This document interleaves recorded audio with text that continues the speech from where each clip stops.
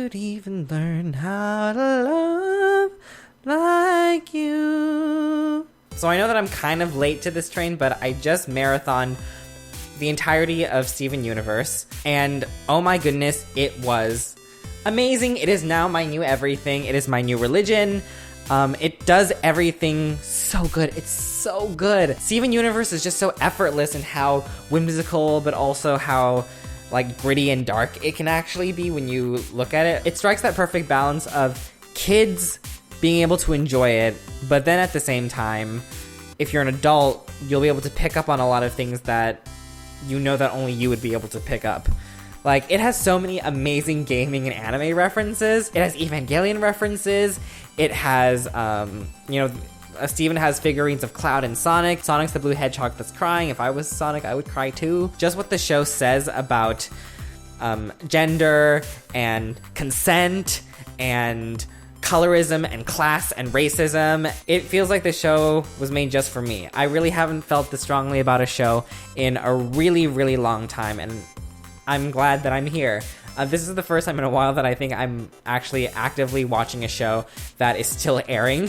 Anybody that knows me knows that I'm usually a very late bloomer when it comes to watching and being obsessed with shows or games. It's usually when all of the hype is already passed, and so I really don't have anyone to talk about this with, but I'm glad that I'm on this ride with people because oh my god, I just love this show so much. It's so good. This is the type of show that I think a lot of kids need to watch, not just because it's beautifully drawn and entertaining, but also because I can see the show creating a generation of kids that are very educated and woke and are very open-minded about about ideas of race and gender. Huge props to Rebecca Sugar for making such a socially conscious piece of work.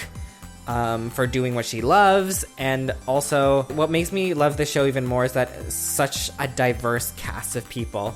Steven I think is played by a white person, but mostly everybody else are played by people of color. Like, there's really nothing bad that I can say about this show. I personally identify the most with Pearl, as you can see from here. I identify with Pearl the most because she's super neurotic. She hates it when things don't go her way. Like me, she also has a tendency to get addicted to self-validation and can be very easily jealous. I think Pearl and I can both be prone to suffering inferiority complexes sometimes. My technical birthstone is Sapphire, but I don't know her that well. I do like her powers of future vision, though. That's super cool and makes me feel pretty badass. I also really enjoy the episode where Connie finally stands up to her mom to get the sword back. I can definitely relate to that Asian American experience of generational conflict with your parents. Like, I just find it so dark and so daring, but also really cool of just how they equate fusion with sex. It's the ultimate form of connection between two gems, so it's basically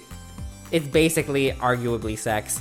And Garnet being horrified at the fusion mutants, in human equivalent, it's kind of like forcing two people to have sex with each other, which is so fucked up and sick. And the homeworld represents like this society that's really old and established and thinks that sex is gross and wrong and should only be reserved for certain types of people. And also when Pearl tricks Garnet, that's also dealing with the issue of consent.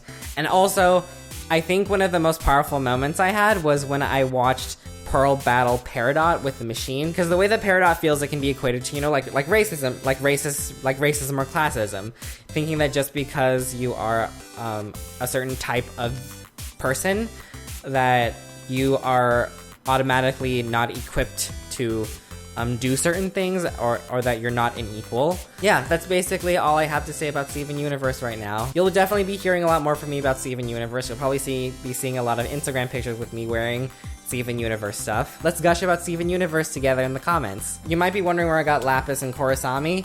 I actually bought these posters at GamerX.